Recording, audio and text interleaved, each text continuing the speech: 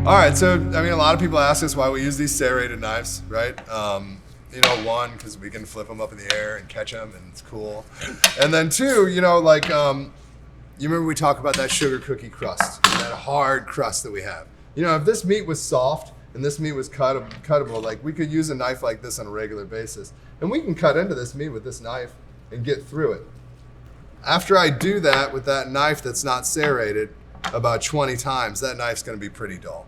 And so we use these nice long knives, these long serrated knives to be able to make sure we get through that crust, you know, and that's real important. And so we can get a nice clean cut.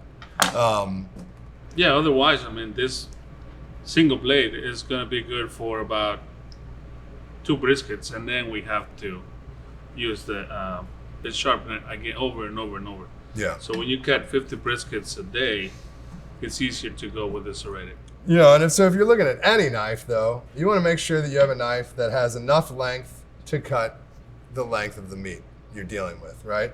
And so, you know, I mean, that's about the right size. We don't use the whole knife on the thing. We're going to start off with the tip and then kind of work our way into it, you know, and we just need to be able to get through the meat as a whole, okay? And see how he's not moving much of the brisket. He's moving the knife, but he's not applying too much pressure into the knife.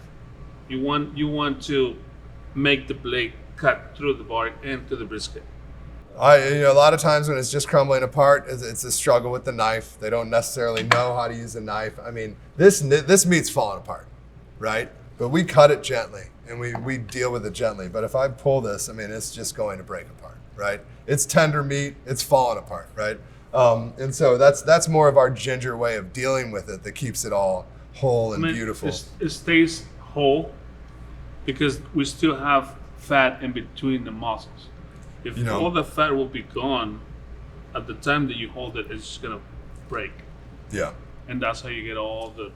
And then Damian also talks too about like how we use the knife, you know, and allowing the knife to do the work. A lot of times, if you're putting too much pressure, which is most people's mistake, is they're trying to use it like an axe and not use it like a saw, right?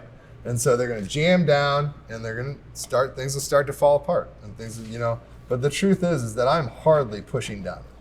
Correct. Right? And that knife is doing everything I need it to do.